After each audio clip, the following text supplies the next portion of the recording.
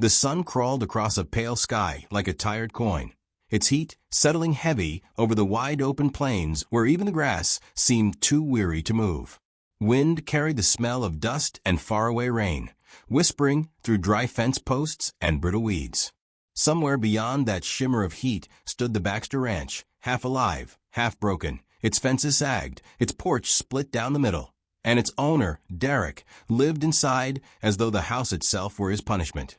He had once been a man who laughed quick and loud, but laughter had burned away with the fire that took his brother and half the cattle. Since then, silence had been his company. The townsfolk said his temper could drive thunder from the sky. They called him the angry rancher, angry at loss, angry at drought, angry at himself for still being here when so much else had gone. That's why the boys in town thought it would be funny. A joke to lighten a mean season. Send him a cook he couldn't stand. Send him the fat widow from the edge of town, the one who sold bread that nobody bought unless they pitied her. Her name was Darla, 25, with kind eyes, a shy mouth, and the sort of body the world loved to mock. When they told her the job, she'd only nodded, wiping flour from her palms. "A meal's a meal," she said. They laughed, expecting her to cry. But she didn't. She packed her things that same afternoon, hitched her wagon, and followed the dust road west. The road stretched like a memory that refused to fade. Every clop of the horses' hooves echoed through her chest. She thought of her late husband, kind but gone too soon, and of all the doors that had closed since his death. Maybe this ranch would be no different. Maybe the rancher would slam the door too. Still, she went, because some people don't go looking for kindness. They bring it with them. When she arrived, the sky had turned orange and purple. The house stood alone against the dying light, its windows hollow as eyes that hadn't slept in years. She climbed down, brushing the dust from her dress. Her breath trembled. The door opened before she could knock. He filled the doorway, tall, broad, shadowed by the sunset.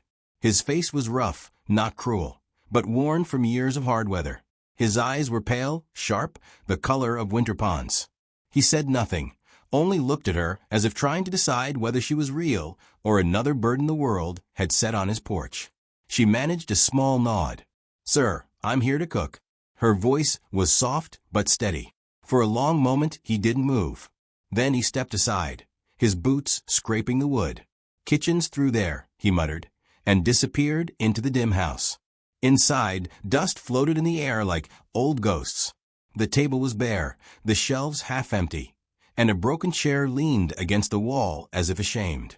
She set down her basket, rolled up her sleeves, and began to move quietly, the way one moves in a church. The sound of her work, pots clinking, water pouring, filled the silence he'd built around himself. She hummed a tune without realizing it, something her mother used to sing while kneading dough. From the other room, Derek listened. The sound unsettled him. He hadn't heard humming in this house since before the fire. He poured himself a drink, but it tasted like ash. When the smell of warm bread reached him, he cursed under his breath, not at her, but at the strange ache it stirred. She served supper without words. Cornbread, beans, and a bit of stew she'd stretched with onions. He sat across from her, jaw tight, eyes fixed on the plate. After a while he said, "Didn't think anyone still cooked like this." She looked up, surprised by the softness in his tone. "Didn't think anyone still ate like this," she answered, half smiling. Something small shifted between them, quieter than forgiveness, but close to it. That night, she took the little room by the kitchen. He heard her footsteps, light for a woman of her size, and the faint creak of the bed. For the first time in months, he didn't drink himself to sleep. Morning came bright and cruel. She rose early, swept the porch, and set coffee on the stove. He found her there, hair tied back, sleeves rolled, humming again. He almost told her to stop, but the smell of coffee caught him first. "You don't have to do all that," he said. She shrugged. "Work keeps me steady." "Steady from what?" "From remembering," she said, and went back to stirring. He didn't ask what she meant. Some answers aren't meant to be spoken. Days rolled on like wagon wheels, slow, creaking, familiar. She cooked, cleaned, patched curtains. He fixed fences, mended tack, started feeding the horses again. When she laughed once at a chicken chasing its own tail, he looked up from the trough and realized he'd forgotten what laughter sounded like. He almost smiled, and that scared him more than anything. One afternoon, she found a half-burned photograph on the mantel. Two young men stood beside a barn, their arms slung across each other's shoulders. One was clearly Derek, the other his brother. She dusted the frame and set it upright. When Derek came in, he saw it and stopped. His voice was low. "That fire took more than land." She turned. "I'm sorry." "Don't be," he said. "Sorry don't rebuild fences." But his gaze softened when she left the photo, standing instead of putting it away. That evening, the wind picked up, pushing dust against the windows. He sat on the porch, hat low, watching the horizon turn to rust. She stepped outside with 2 cups of coffee. He didn't thank her, but he took the cup. They sat side by side, without talking. After a long silence, he said, "They sent you here as a joke, didn't they?" She sipped her coffee. "Maybe. But jokes only stay mean if we let them." He looked at her then, really looked, and found no pity in her eyes, only calm. "You don't scare easy," he said. "Scared people still get hungry," she answered. The wind shifted, carrying a smell of rain. For the first time, he hoped it would come. That night, lightning flared far off. By morning, clouds swelled dark and heavy. When the storm hit, it hit hard. Wind howled through the cracks, rain hammered the roof. The horses screamed from the barn. Derek grabbed his coat and ran out. She followed before he could stop her. Mud clung to their boots. Rain stung their faces. The barn door banged open like a gunshot. He struggled with the rope, fighting the wind, shouting at the animals. She waded in beside him, pulling, tying, soothing the horses with a low hum that somehow rose above the storm.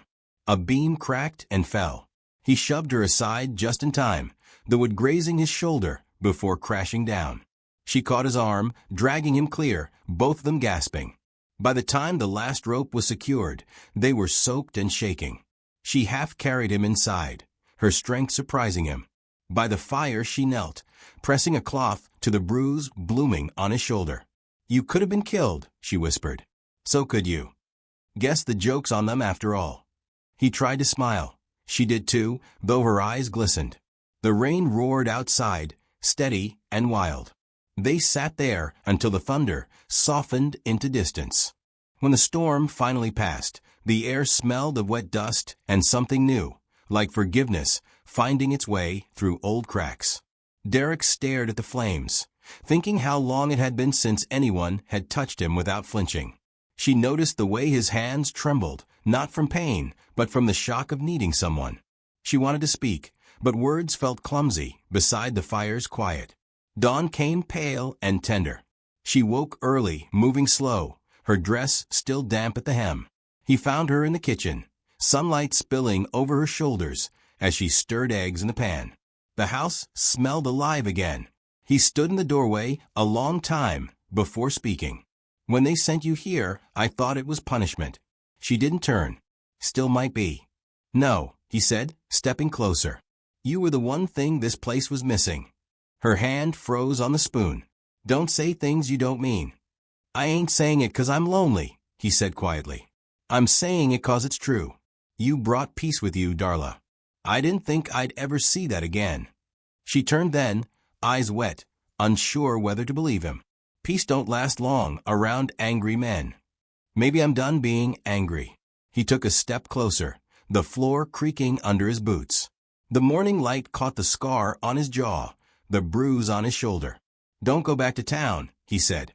"There's nothing for you there, but people who never saw what I see now." "And what's that?" "A woman who held a roof together when the sky tried to break it. A woman who didn't laugh when the world called her a joke. A woman I'd be a fool to let ride away." Her breath hitched. The pan hissed on the stove. "You don't even know me." "I know enough," he said. "I know the sound of your humming when the wind's mean. I know how you fix things you didn't break. I know that since you came here, this house feels like a home again." His voice cracked. A man remembers that. Tears slipped down her cheeks before she could stop them.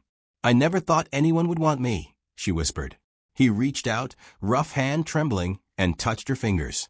"You were never the one lacking, Darla.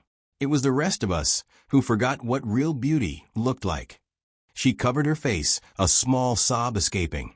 He pulled her close, not roughly, not out of need, but out of gratitude, so deep it frightened him. She leaned into his chest, the steady beat of his heart louder than the rain that still dripped from the eaves. Outside, the land glistened clean, the first green shoots pressing through mud. The horses nickered softly, calm again. In the quiet kitchen, they stayed that way a long time, two people who'd both been laughed at by fate and somehow found each other in the echo. When she finally looked up, her face was blotched from tears, her smile small but real. So what happens now? He brushed a wet strand of hair from her forehead. Now we start again. If you'll stay. She nodded, eyes shining like dawn breaking over the plains. The narrator inside the wind, the same voice that began the story, spoke as if telling it to a child beside a fire. They sent her as a joke, but kindness is stronger than mockery. And love, real love, never rides in pretty, just honest. The angry rancher kept his temper after that, though folks in town said the big woman must have tamed him. They didn't understand. She hadn't tamed anything.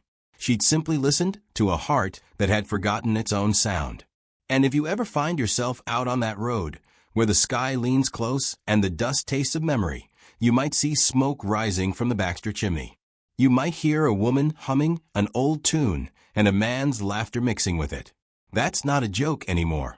That's what mercy looks like when it finally finds its way home. So if you're watching this from somewhere quiet tonight, remember, there's nothing shameful in gentleness, nothing weak in forgiveness, nothing foolish in hope. Some hearts find love not because they chased it, but because they dared to stay kind when the world wasn't. And maybe, just maybe, the next time the world laughs at you, you'll smile like Darla did and keep walking toward the light, because you never know whose life your courage might heal.